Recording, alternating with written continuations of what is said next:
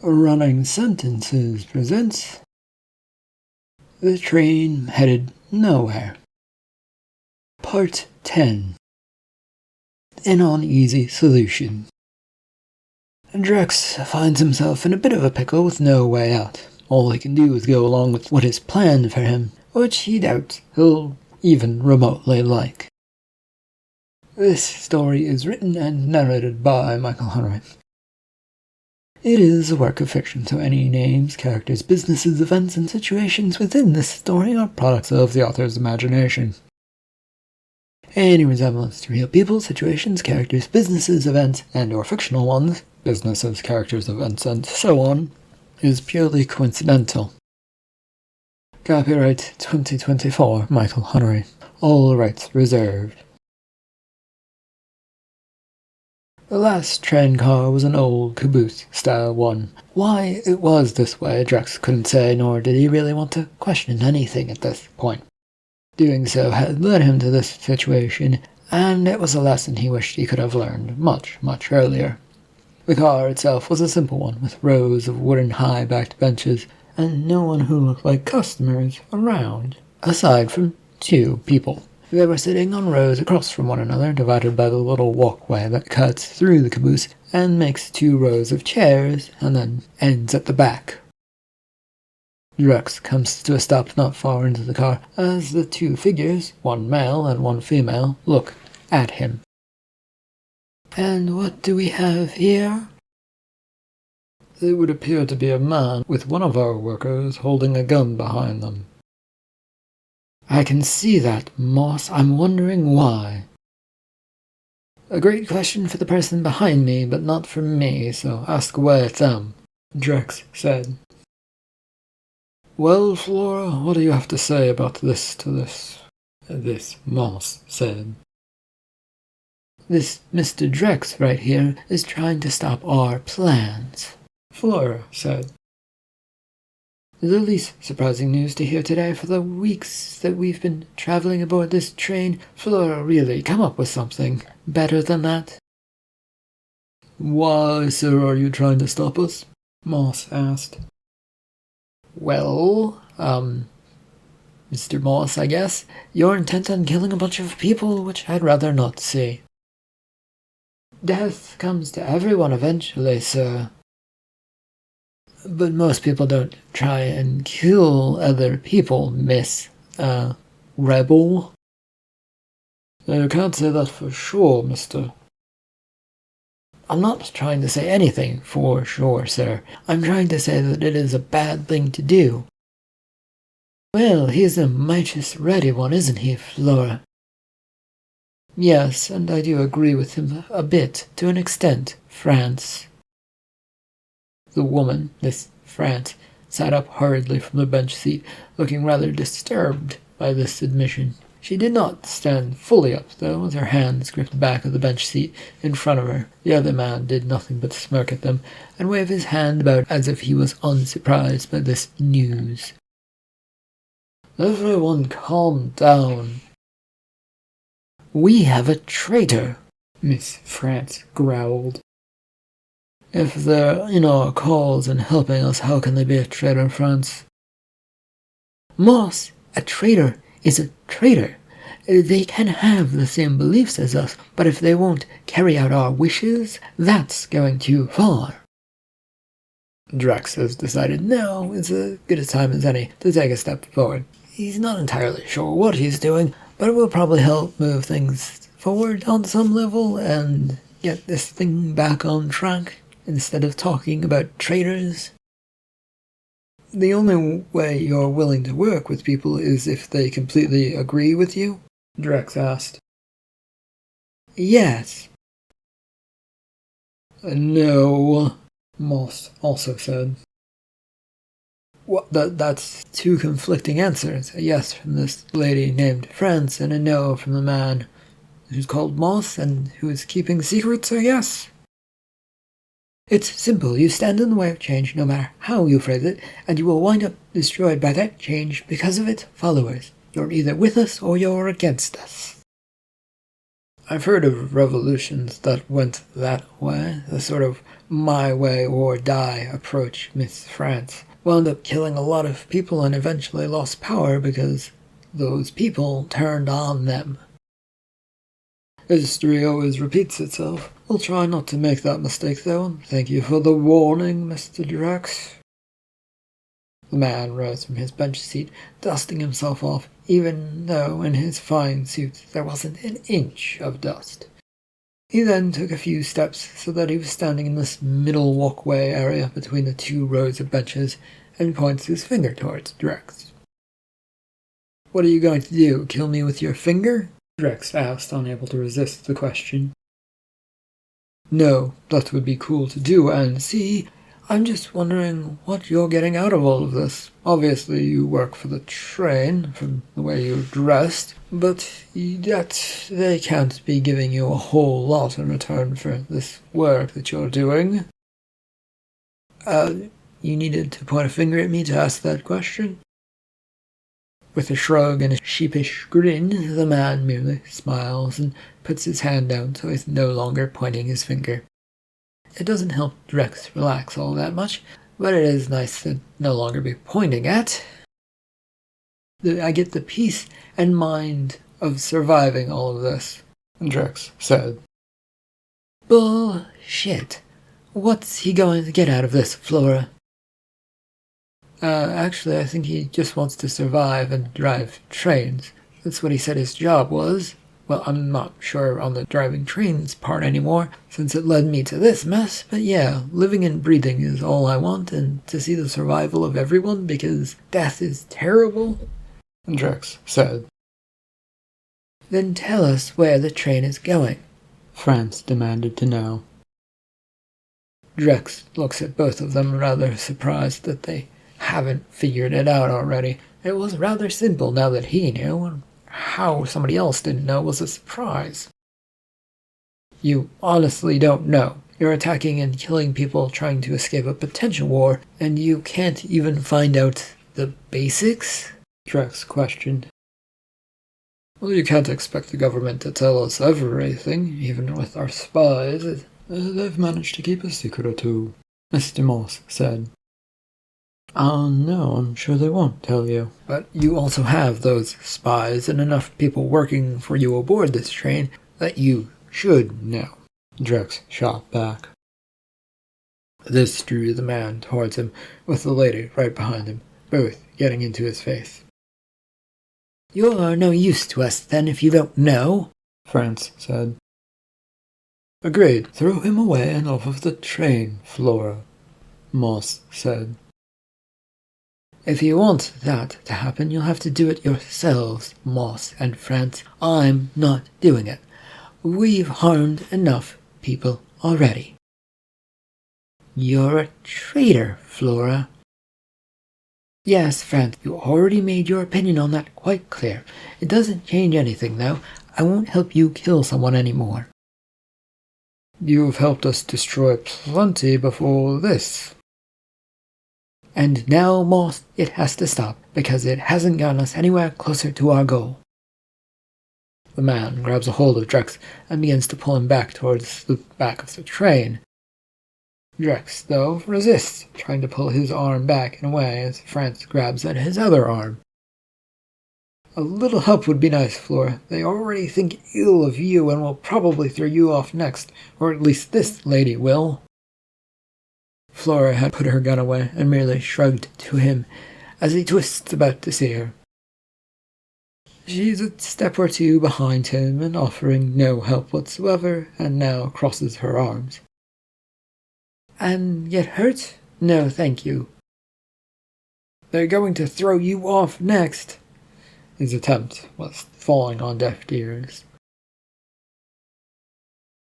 The morning sun blazed brightly out on the horizon as they came out to the back of the caboose. A biting cold wind whips around them as Drex is shoved forward towards the railing.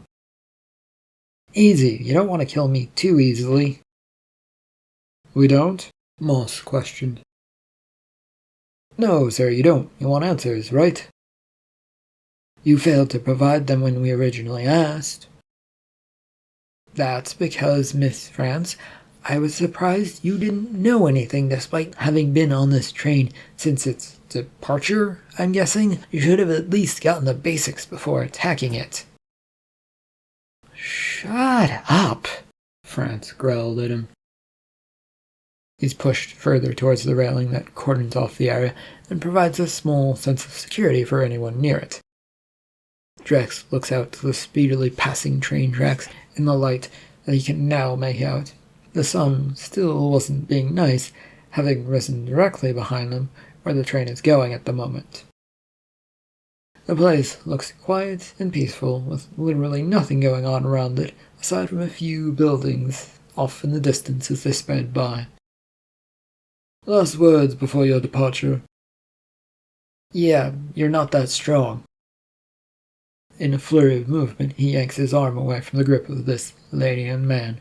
The move was a surprise to both of them, as he slipped from them and pushed to get away. It wasn't his intention to push them hard, but enough to actually get away. In a small space back here, though, anything could happen, and he didn't stick around to see what would happen, or if his push away from them was all that strong. Back to the door Drex came, and he came to a stop when he spotted Flora still standing there. She didn't make any moves to stop him, though, but did pull out her gun once again. Are you planning to stop me? That depends on what you do from here, Flora said. Run past to safety? Drex offered. Then run. He took this to mean that he had to take the chance of being shot or not, depending on her mood. Drex's mind told him there was a good chance of a bullet trying to find him, but also that he needed to move. He took the chance and sprinted across the caboose to the next car, hearing the sounds of voices behind him. Stop him! He's going to tell on us! I think he's probably going to do more than that, Flora said to France. The dance to the storage cars was a quick one, since Drex was just running. He didn't care one bit about the stuff behind him or trying to stop them by throwing boxes down to stop them. It would only slow him down, and he'd probably get caught up and trip on what he was trying to use as a slow-down device. You stop right there, or we will shoot, Moss demanded. Then why don't you do that at the start? He shouts his reply as he keeps going, not bothering to think or worry about what Moss had said. The doorway out with the last storage car was right in front of him, and maybe some freedom beyond that. Drex came to a skittering stop when he found himself in a car that he was sure he hadn't gone through before, yet here it was now. It made no sense to see a food prep cooking car that was busy finishing up making breakfast for people. Excuse me, where is the nearest boss? Drex asked.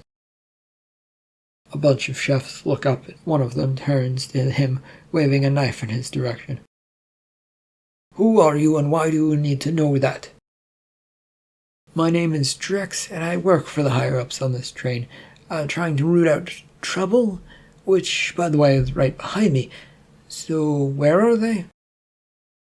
Why would I know? The chef asked.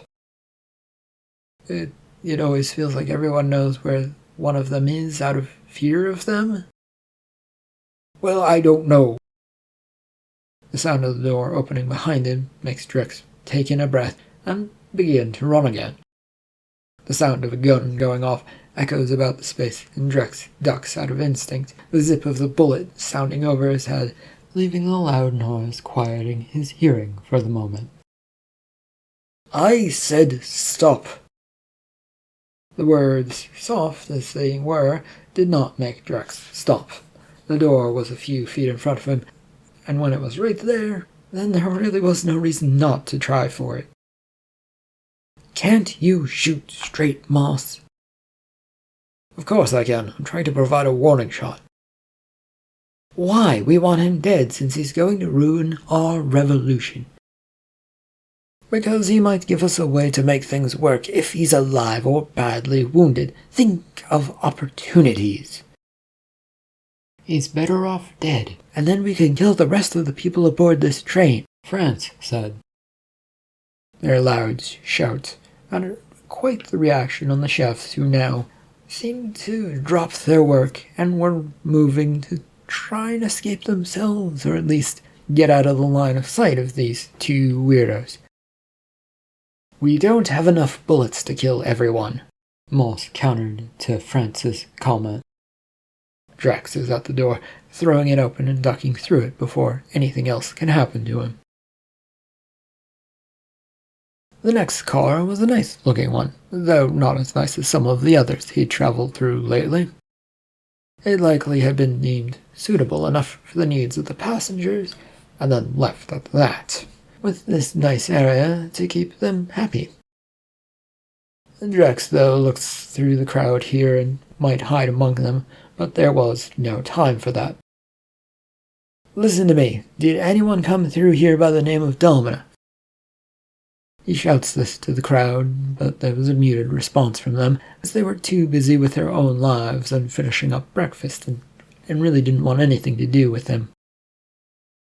Drex decides to hurry forward, trying to get to the other side before the two figured out that he was gone. Out of my way, official train business! His words are ignored as he pushes through, which was mostly a dining car but had a few side rooms for business affairs, and a little hallway cutting the two in half.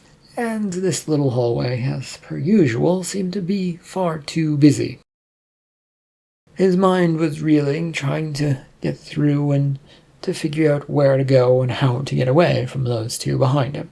The only direction he could go was forward or back, and neither was a particularly attractive option at this moment. Get out of the way if you want to live. This train is in danger. What was that? A man, instead of getting out of the way, now steps in front of Drex. The train is in danger unless I can get somewhere safe and get help. Get out of my way. I don't think so. No, I won't let someone declare something to decide what's going on around here. Mr. Drex, I see you, Moss said. On instinct, Drex ducks right before the sound of a bang echoes about the train. The noise is once again loud, echoing in his ears, and for the second time in not that long, he feels like he can't hear shit. Worse, the man in front of him seemed different, and now falling towards him. Get out of my way. This man, though, slumps directly into him, forcing Drex to catch him in his arms. Almost too late, he sees the neat hole in the man's head, and realizes that catching and holding him was no good for him. Drex, I'm afraid, according to France, you have to die now. I'd rather not do that, Drex replied. Why, are you afraid? Moss said with a chuckle. Dying doesn't appeal to me. Does it appeal to you? It does when someone else is doing it. Don't have to worry about it then. Moss, stop talking and shoot him. Lady France barges into the car as Drex shakes off the last of the dead man from his arms. There was nowhere to run, and everyone had cleared a path from him all the way to the rebels on the other side of this car. His only hope was the man wasn't actually that good of a shot, which he doubted would go his way, since that bullet hole had been very neat in that man's skull. Why are we rushing, France? Is right there, when you start rushing your shot, you wind up missing your targets. The gun leveled towards Drex as he stood there thinking and looking for a way out of this. Nothing was coming to him, which was about how well his life had been going lately and how likely it was to end in a few minutes, seconds, iotas of moments. Because we don't have time, France complained. Oh, yes, by the way, I disrupted your bombs, or a single one, that I found. You were relying on sympathetic explosions from the looks of things? That's a major risk when you're not entirely sure of your plan, by the way. I am entirely sure of my plan and how it is going to go off as planned. Thank you, France said. Well, if you say so. The man named Morse, with the gun in his hand, took a few steps forward and a cocky grin on his face. You think we only had one bomb? Well, that's all I saw, which makes it easier to hide when you're trying to hide explosives from others. Could be wrong, but one bomb was taken away from its spot. I don't believe you, Morse said. You could ask Flora. She saw me do it. And also, didn't you hear the pretty big bang that went off behind the train? That was your bomb. That doesn't sound like our bomb, France retorted. Yes, as my associate says, that was not us. You threw a bomb out that wasn't ours. That was definitely a possibility that Drex wasn't sure of, but it wasn't one he was buying at the moment. The looks of the faces of the two were nervous ones that didn't inspire the confidence that they were looking for and in what they were saying. Well, then you have nothing to worry about, and you have no reason to shoot me. Your bombs should go off soon, right? Well, we still want to shoot you. You know our plans, France said. I think everyone knows your plans by now. Oh, yeah? Then what are they, then? Drex had both hands raised in surrender, but can't help as he scratches his head at that comment. It's confusing since they knew he already knew, and now they were searching for proof. His head swam about a bit, trying to figure out what to say and to keep it simple in case he was actually revealing something. Destroying and stopping the train from reaching its objective? Isn't that the obvious one? Moss. Yes, now we can easily eliminate you. Moss, do your job. You have no reason to now, Moss, since you said I didn't ruin your plans. I can think it's fair enough to say we lied about that. Oh, great, thanks. So you're shooting me for no reason and because I messed up your plans? A long, loud whistle echoes down the train length, one that Drex is pretty sure means they're actually nearing the location that they're supposed to go to. He frowns and wonders what that means exactly for him. Where are we headed? Moss demanded. Yes, tell us now, France added. Drex's worry deepens, trying to put together what the whistle meant as another sounded down the train. Well, out of the country, Drex finally said. But where? I don't know, Moss. And, you can ask or shoot me as much as you like. That won't change the fact that no one has told me. Let's just get rid of him and get off the train, Moss, before it comes back to bite us. Yeah, fine. Drex ducks just before the gun goes off, and the lights on this train car suddenly flicker out. The bang echoes about the car as everyone stands and tries to collect themselves to figure out what's happened and how they can escape. Drex took only the moment to begin moving towards the door as another shot sounds over him, and then another fills the space. There was a scream of pain from someone nearby, but Drex pushes on to try and find the door. His hand reaches out for it, or any signs of the wall or door, or as far as he could tell, but he's found and met nothing but air. Who turned out the lights? That would be me, Miss France. Flora, is that you? A traitor through and through. I knew it. Well, you are about to doom your mission if you killed the only man who could probably get you out of the trouble. What are you talking about, Flora? How would he even be a help to us? It's quite simple. The only place this train could go is over the border to safety, right? Once they're there and find the bombs, they might eventually find you, since you didn't really hide your efforts. How does that get us out of trouble, France demanded.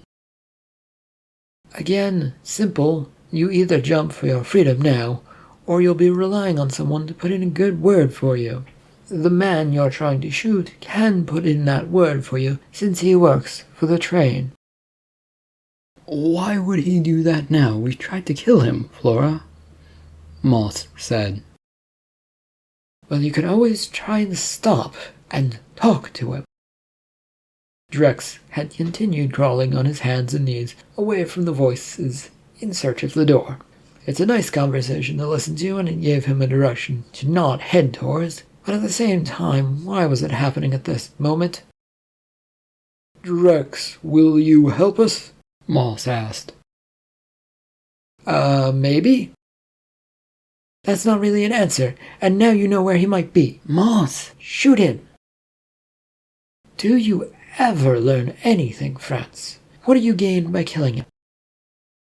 Peace and quiet, which I need from you as well, France snarled at Flora. Somewhere behind him, the sound of a struggle breaks out, with some manly and female sorts of grunts greeting him. It was confusing to hear, but he uses it to get further away, hitting a wall in his efforts. Drex's hands soon found the door, and he pressed down on the handle to begin his escape, only to be greeted by a creaking noise from the handle. The train whistle loudly pierced the new car as he stood up and looked around. A few people were looking around here, and there were not that many of them. At the sight of him and his disheveled state did draw their attention. He offers the briefest of smiles and begins moving towards the far door, looking for a way to get out, but expecting to be stopped at any moment. The heavy sounds of thuds from the previous train car draws the people's attention, and all of them look worriedly about. Sir, what is going on over there? Why is this train whistling? You look like an employee who would know some answers, a female passenger said. You would think that, Miss Lady, but, they keep me in the dark. As for the thuds, I think it would probably be best to get out of this car in case something happens. Where we're stopping, I don't know, but the train may soon be arriving. On location. On location? A male passenger said, stumbling up to Drex. The spot where it's headed, and a bit beyond, I think. Its last stop, maybe? Where would that be? The female passenger persisted. I don't particularly know. Somewhere on the border as far as I've been informed. Now, if you'll excuse me, please, you might want to leave, or just let me go through. That sounds like violence rolling in that car. Do we need to be careful? The male passenger asked and pointed a wild finger back towards the other car. I did tell you to leave this train car. Is that not enough of a hint for you that things are bad back there?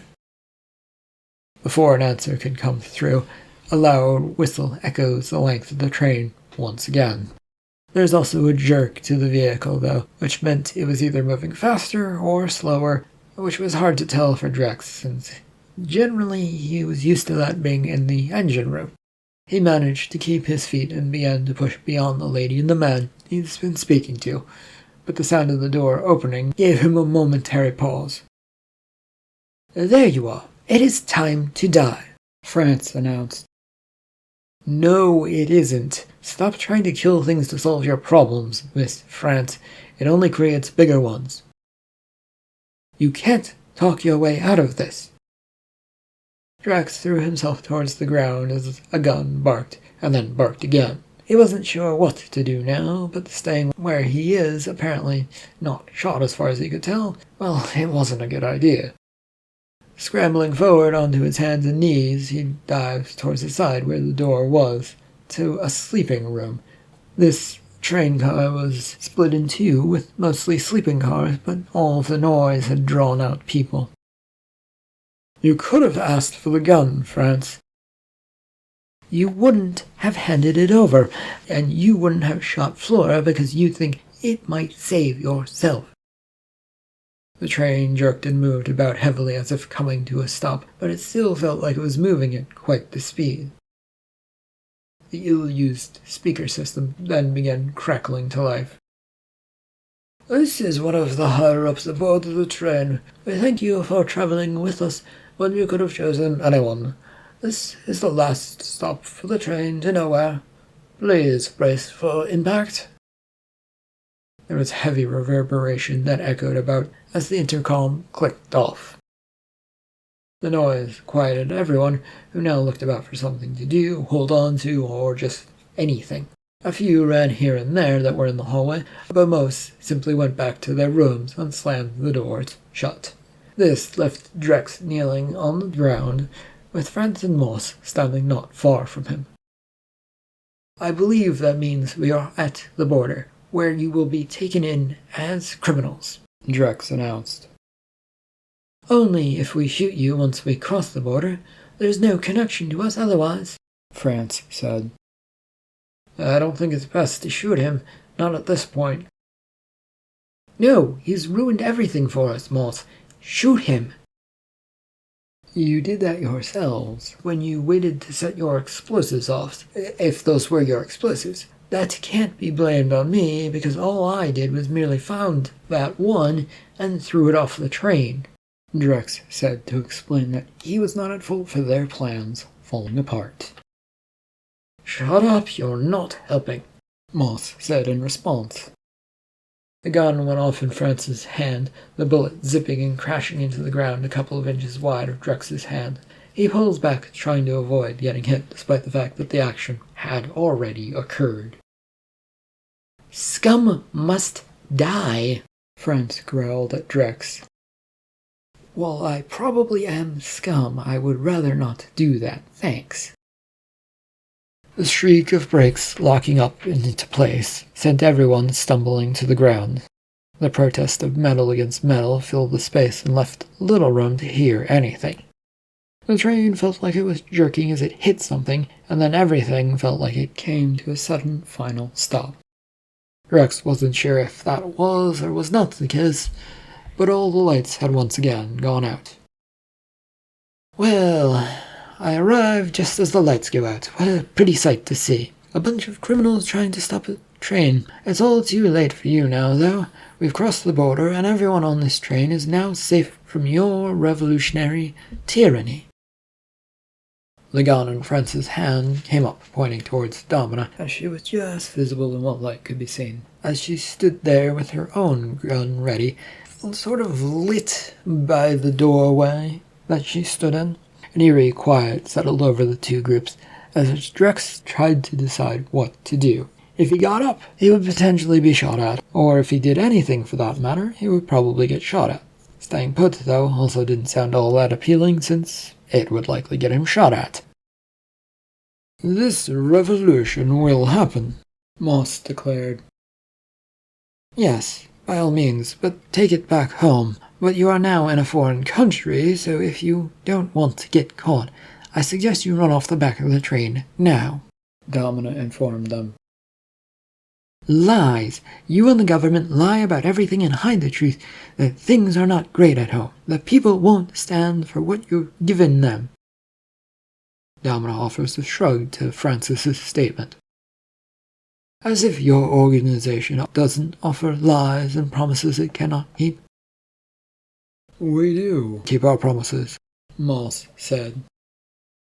"And your promise is to blow up a train that was trying to escape bloodshed of war? How does that make you good people?"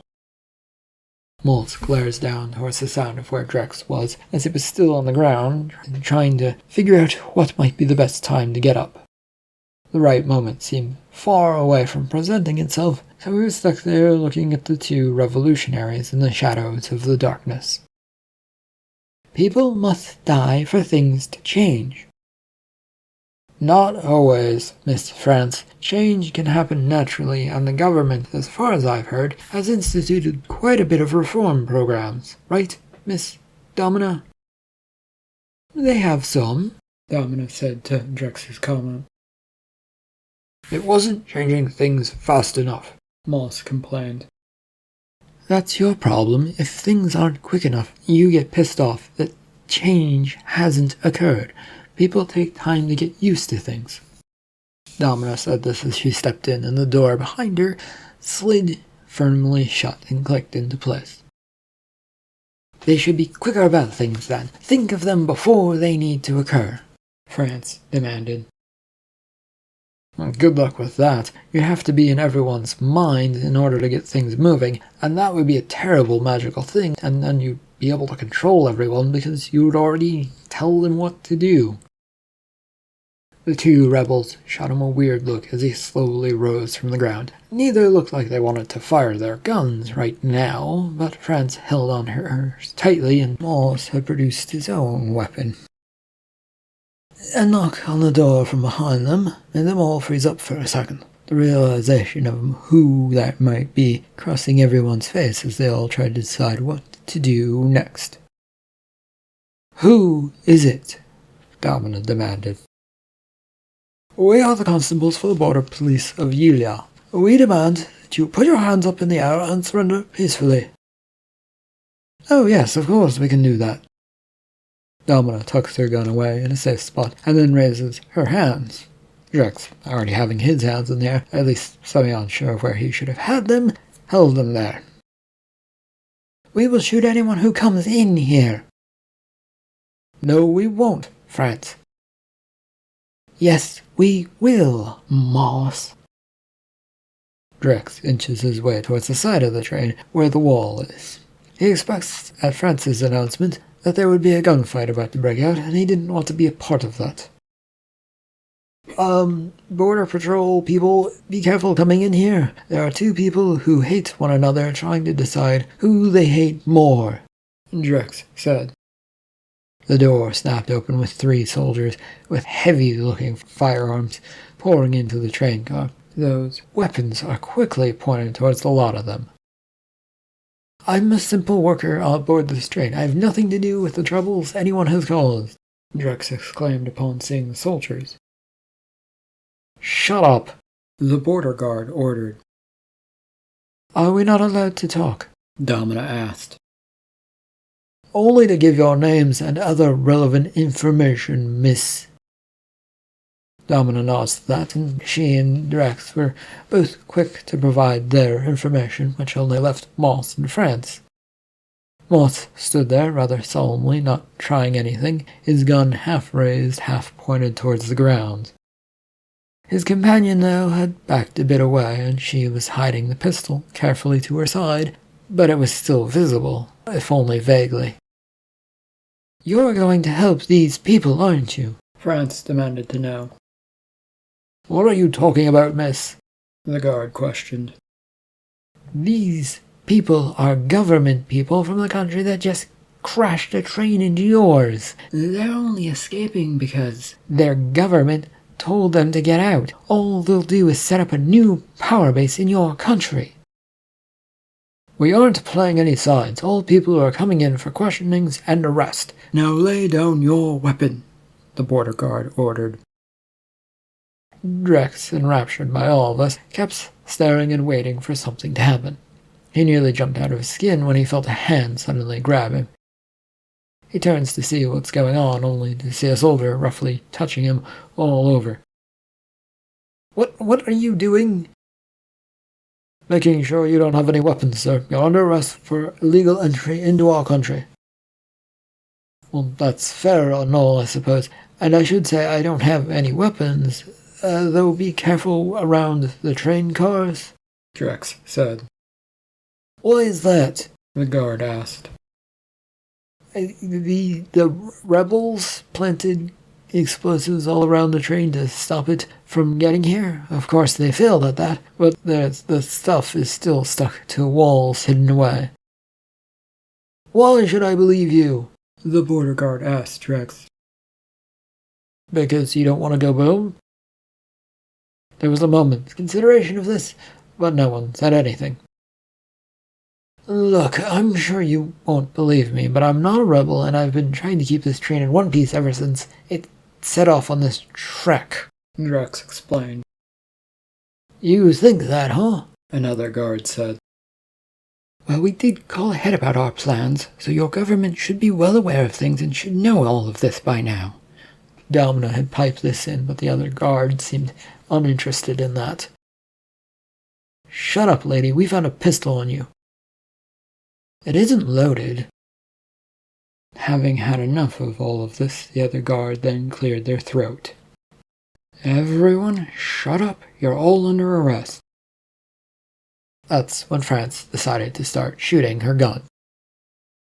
The bullets were flying everywhere, and everyone tried to duck out of the way. Drex flung himself to the ground, hoping for the best and hearing a click-click of an empty gun. He thought he felt something graze across the back of his shoulder, but it was there and gone again. Though there was a sharp pain that followed that and told him it hadn't just been his imagination. The ringing in his ears made it hard to hear, and the flashes of light left a blinding impression in this dark, dark train car. And then it was all over, leaving a smoky haze in its wake. Hello? The words were met by an eerie bleakness of smoke, quiet, and a few moans. That was not what Drex wanted to hear at all.